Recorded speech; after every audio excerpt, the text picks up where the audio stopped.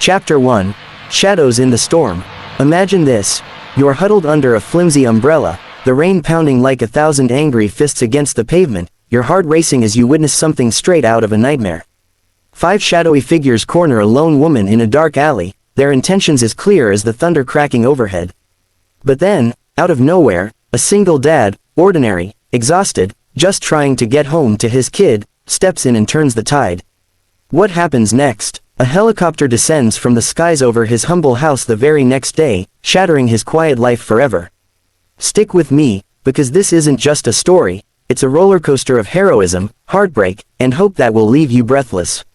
And by the end, you'll see how it all circles back, pulling you right into the heart of it. Let's dive in. The rain fell in sheets that night, relentless and unforgiving, turning the streets of Milford into slick rivers of forgotten dreams. Jack Harlan, a 38-year-old widower, gripped the steering wheel of his beat-up Ford pickup, his knuckles white against the worn leather.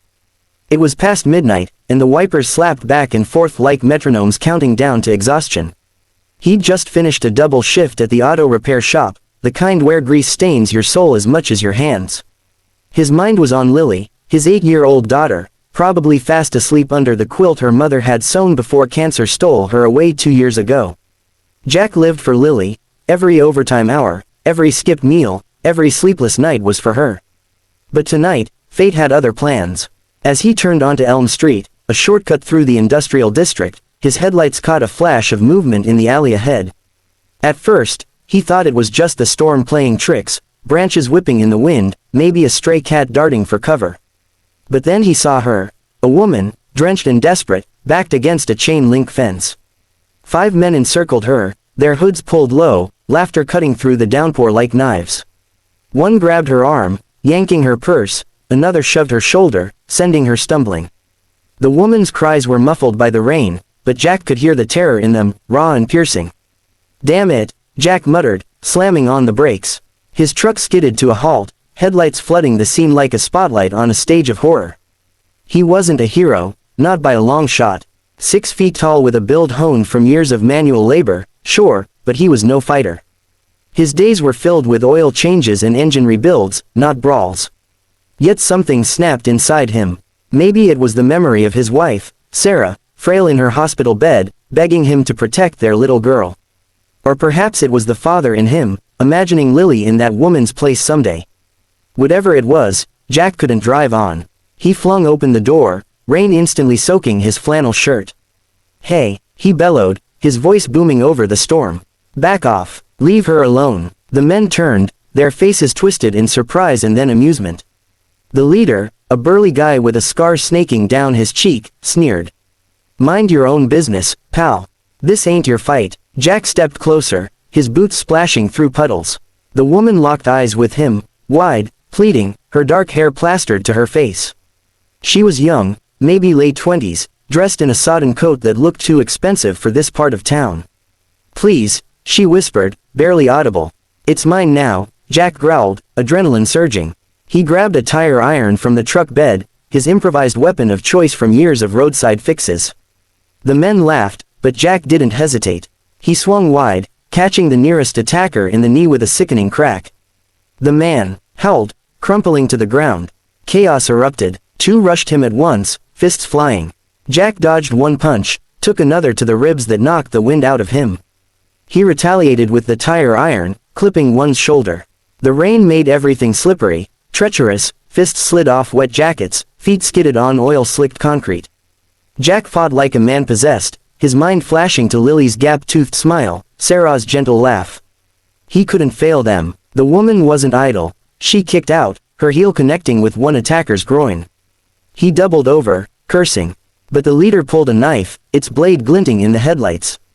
"You're dead, hero," he snarled, lunging. Jack parried with the tire iron, metal clanging against metal. Sparks flew in the rain. He twisted, using his weight to shove the man back into his accomplices. One slipped and fell hard, head smacking the pavement. The others hesitated, realizing this hero wasn't backing down. Sirens wailed in the distance, someone must have called the cops. The attackers exchanged glances, then bolted into the shadows, dragging their injured buddy with them. Jack dropped to his knees, chest heaving, the tire iron clattering to the ground. Blood trickled from a cut on his forehead, mixing with rainwater. The woman rushed to him, her hands trembling as she helped him up. "Thank you," she gasped, her voice thick with emotion. "You saved my life." He waved it off, wincing. "Just get somewhere safe." "You okay?" She nodded, clutching her purse. Up close, Jack saw the bruises forming on her wrist, the fear still etched in her features. "I'm Elena," she said softly. "Elena Voss." "Jack," he replied, managing a weak smile. "Go on, before they come back." The sirens grew louder, blue lights flashing around the corner. Elena hesitated, then squeezed his hand. "I won't forget this." She vanished into the night just as the police arrived. Jack gave his statement, downplaying his role, right place, right time, and drove home in a daze. His ribs ached, his head throbbed, but he felt alive in a way he hadn't since Sarah's passing. Slipping into the house quietly, he checked on Lily, her small form curled under the covers, clutching her stuffed bear. He kissed her forehead, whispering, "Daddy's home, kiddo." Sleep came fitfully, dreams haunted by rain and shadows. The next morning dawned gray and drizzly, a hangover from the storm. Jack groaned as he rolled out of bed, every muscle protesting. Lily bounced into the kitchen, her pigtails swinging. "Daddy, pancakes," he chuckled, ignoring the pain. "You got it, princess." As he flipped batter on the griddle, a low rumble shook the windows. At first, he thought it was thunder, but it grew louder, rhythmic, like rotors chopping the air. Lily's eyes widened. "What's that?" Jack peered out the window, his jaw dropping. A sleek black helicopter hovered over their modest two-bedroom ranch house, its blades whipping the remaining puddles into a frenzy. Neighbors emerged from their homes, pointing and whispering.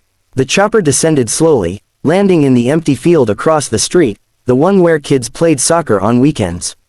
"What the?" Jack muttered, stepping onto the porch in his pajamas. A door slid open, and out stepped Elena Voss, looking worlds away from the drenched victim of last night.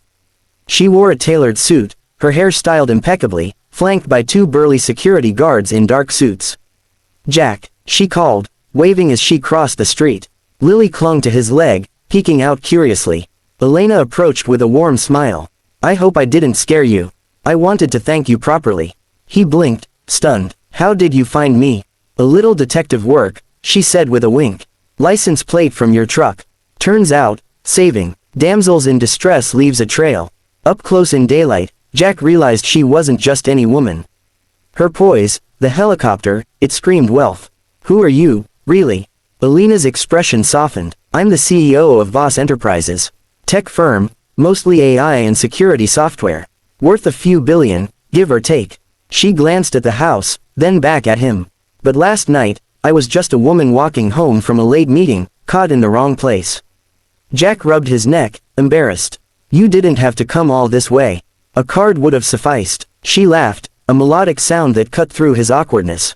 "A card, for saving my life? No, Jack, I owe you more than that." She gestured to the guards, who unloaded boxes from the chopper, groceries, toys, even a new toolbox gleaming with high-end gear. Lily's eyes lit up at the sight of a dollhouse peeking from one box. "For me," Elena knelt to her level. "If it's okay with your dad. I'm Elena. Your daddy's a hero, you know that." Lily beamed. "He fixes cars, and makes the best pancakes." Jack felt a lump in his throat. This was surreal, a billionaire landing in his life like a meteor. But as they talked, Elena shared her story. Orphaned young, she'd built her empire from nothing, driven by loss much like his own. "My parents died in a car accident when I was Lily's age," she confessed over coffee in his cluttered kitchen. "I know what it's like to fight alone." Jack opened up too, haltingly at first. About Sarah's battle with cancer, the medical bills that still haunted him, the fear of not being enough for Lily. "I work 2 jobs sometimes," he admitted. "Just to keep the lights on." Elena's eyes glistened. "You're more than enough. What you did last night, it reminded me there's still good in this world." As the morning wore on, the connection deepened. Elena wasn't just grateful, she was genuine, laughing at Lily's jokes, helping Jack bandage his cuts. The helicopter waited, a symbol of her world intruding on his. But when she offered to pay off his debts, Jack refused. "I didn't do it for money." "I know," she said softly. "That's why I want to help. Let me invest in you, like you invested in me last night." By afternoon, the neighbors had gathered, snapping photos. News vans arrived, Word spread fast in a small town. Local hero saves tech mogul. The headlines would scream, but for Jack, it was the quiet moments that mattered. Elena reading to Lily, the three of them sharing pancakes, a makeshift family born from chaos. As the sun dipped low, Elena prepared to leave. "This isn't goodbye," she promised, handing him her card. "Call me, for anything." Jack nodded, watching the helicopter lift off, carrying her away. But in the days that followed, their worlds intertwined. Elena funded a scholarship for Lily, offered Jack a job at Voss, better pay, flexible hours. They met for coffee, then dinners, sparks flying amid shared grief and newfound joy. Months later, on a rainy evening much like the first, Jack proposed under an umbrella, Lily giggling beside them. Elena said yes, tears mixing with raindrops. The helicopter, it became their family chariot, whisking them to adventures.